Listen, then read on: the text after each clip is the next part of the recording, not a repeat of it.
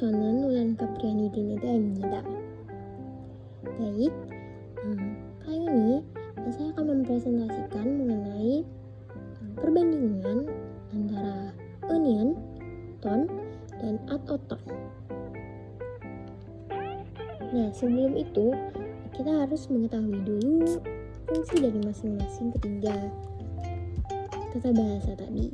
Yang pertama ada onion. Nah, onion ini digunakan untuk mengungkapkan keadaan atau tindakan yang sudah selesai terjadi. Dalam konteks kata kerja, onion ini menunjukkan bahwa tindakannya sudah selesai. Sedangkan dalam konteks kata sifat, onion ini digunakan untuk mengubah kata sifat menjadi bentuk deskriptif. Lalu ada ton. Nah, ton sendiri digunakan untuk mengungkapkan keadaan atau tindakan yang belum selesai terjadi. Nah, tindakan atau keadaannya itu biasanya bersifat berkelanjutan atau berulang-ulang kali terjadi di masa lalu. Nah, ton juga sering digunakan untuk menyatakan ingatan atau kenangan atau kesan. Lalu ada atoton. Nah, atoton sendiri digunakan untuk mengungkapkan keadaan atau tindakan yang sudah selesai terjadi. Biasanya tindakan atau kejadiannya ini cenderung bersifat sesaat atau terjadinya hanya sekali. Sebelum masuk ke perbedaan dari ketiganya, kita perlu mengetahui aturan penggunaan dari masing-masing kata bahasa tadi. Yang pertama ada onion. Nah, untuk kata kerja ataupun kata sifat yang dilekati onion ini ada aturannya sendiri.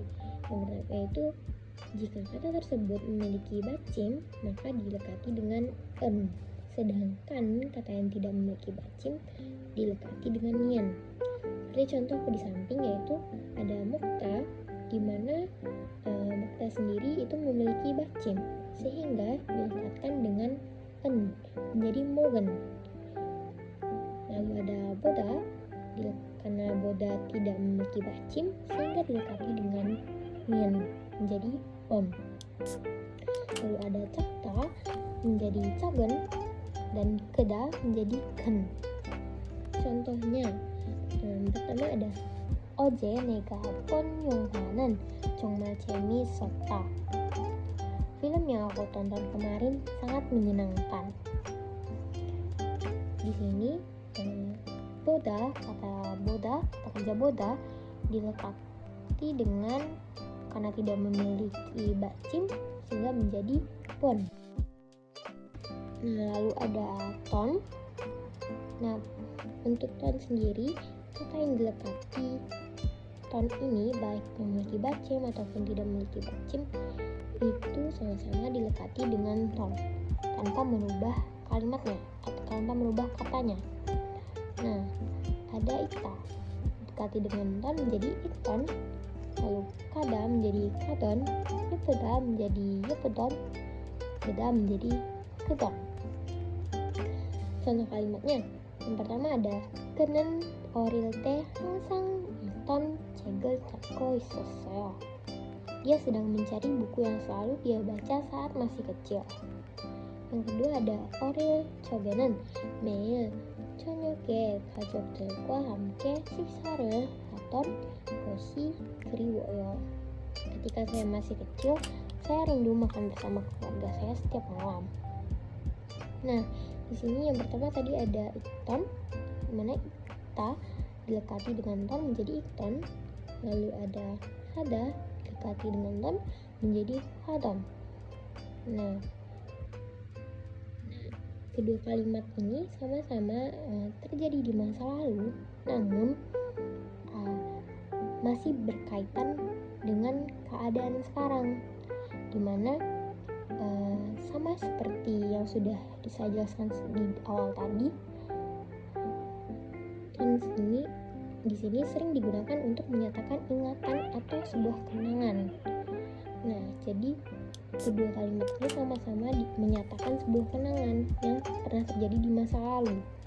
Nah, yang membedakannya adalah ton sendiri sering ditandai dengan adanya adverbia jaju ataupun hangsang, di mana kegiatan ini menandakan Nah, selanjutnya ada atoton. Untuk atoton sendiri, jika kata tersebut berakhiran a atau o, maka dilekati dengan aton. Sedangkan jika kata tersebut berakhiran selain a dan o, itu dilekati dengan oton. Contohnya pada kata-kata karena berakhiran a sehingga dilekati dengan aton menjadi katon. Lalu ada ita karena berakhiran selain daripada a dan o menjadi dilekati dengan oton menjadi ilgoton. Lalu ada oryopta sama juga berakhiran selain dari a dan o sehingga dilekati dengan oton menjadi oryoton. Lalu ada contoh kalimat Uriga nolaton gonglonen ajikto kroke arendapta. Taman tempat kita bermain masih begitu indah. Lalu ada yang kedua, kosanmuren nega padaton kajang aramdaun sonmul chunghanayota. Itu yang enen nanen ilgenjek, buku yang sudah aku baca. Sedangkan ton kega ikton cek, buku yang pernah dia baca. Lalu ada contoh pada atoton kega ilgoton cek, buku yang pernah dia baca. Namun seperti yang penjelasan ini, nah untuk yang ton sendiri kegiatannya bisa jadi belum selesai terjadi ataupun kegiatan ini berulang-ulang terjadi di masa lalu. Nah, itu dilekati dengan ton. Sedangkan pada kegiatan yang sudah selesai terjadi atau cenderung terjadi hanya sekali saja tanpa ada penanda yang menyebutkan bahwa kegiatan tersebut berulang kali, itu digunakan atoton. Baik, itu dia tadi penjelasan dari presentasi dari saya. Terima kasih.